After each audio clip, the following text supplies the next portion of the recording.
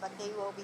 Hi, Hello? Hi, you can Yes, hear can us? you hear me, Sean? Yes, loud and clear. Thanks.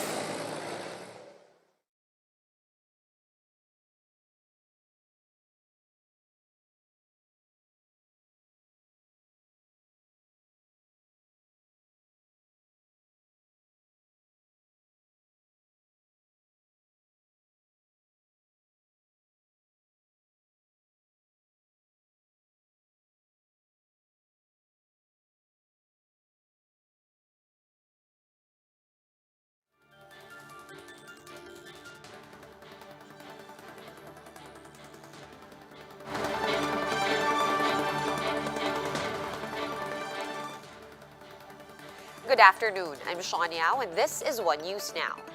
Malacanang leaves it up to the local government to investigate the controversial party in Baguio City. Let's discuss that and other issues with Ria Fernandez, who joins us live from Quezon City. Hi, Ria. What is the reaction of Palace spokesman Harry Roque to this party, since it was attended by contact tracing czar Benjamin Magalong, which he admitted to? Hi, Sean. Presidential spokesperson Harry Roque defended a new Baguio City Mayor Benjamin Magalong amid this issue. And he said that let the investigation take its course on the matter. He also added that the president still trusts the Baguio City mayor despite this issue. Sean? All right, now, did the president give any updates, or did spokesman Roque give any updates on new quarantine classifications for February? I've been asking this every day. I think everyone wants to know.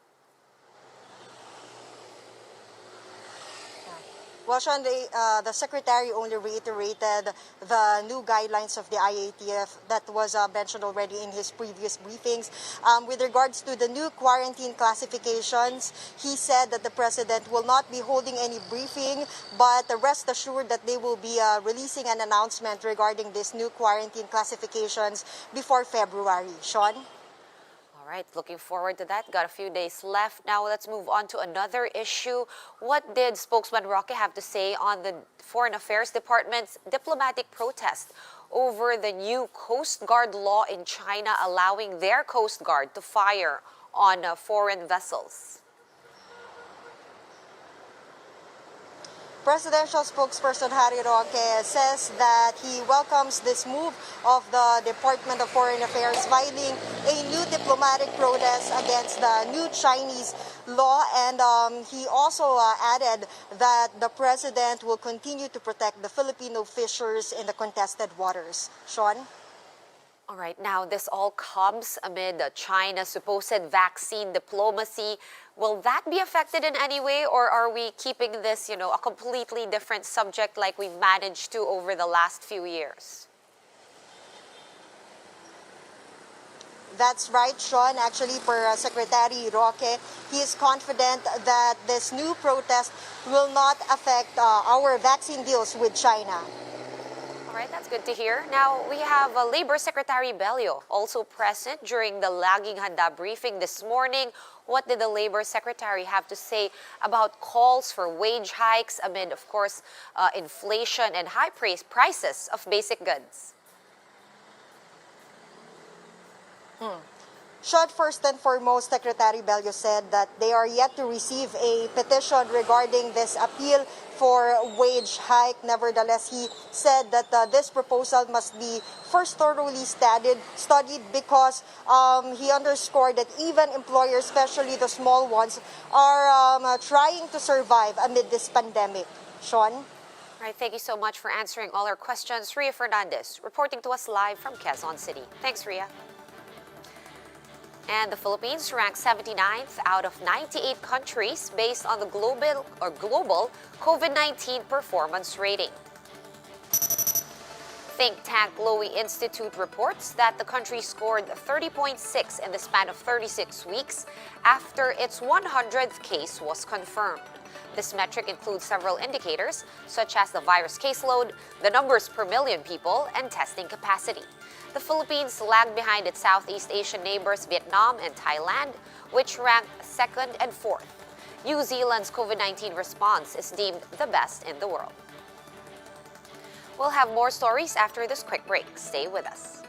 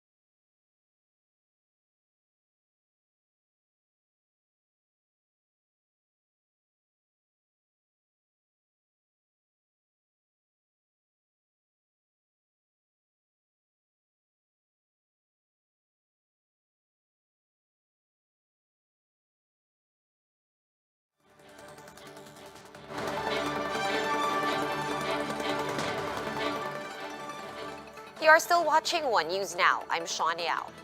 Local government units are gearing up for their mass vaccination plans as vaccines are set to arrive next month. Quezon City, for one, has already identified residents that will receive the shots. JC Cosico joins us live from Mandaluyong to give us the latest. Hi, JC. How many QC residents are expected to receive vaccines? Sean, Quezon City has selected over 1 million residents to first receive the COVID-19 jabs once these arrive in the city. These include the senior citizens, barangay health emergency response teams, public and private health workers, persons with disabilities, and uniformed personnel. A survey was also conducted among registrants of the Quezon City ID and showed that only 57% of over 46,000 respondents are willing to receive the jabs. QC has also partnered with Zuelig Pharma for the storage and transport of vaccines to inoculation sites where over 300 local health workers are expected to administer the shots. In its presentation, the QCLGU said the whole vaccination process from registration to monitoring will take around 45 minutes. Ambulances and medicines will be on standby in case of severe vaccine reactions. Vaccine Circulito Galvez Jr. lauded the city's partnership with the religious sector, saying this will increase vaccine confidence.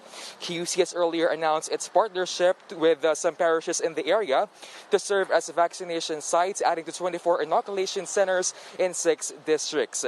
The QC government has ordered 1.1 million doses of COVID-19 vaccines that will only cover over 500,000 residents.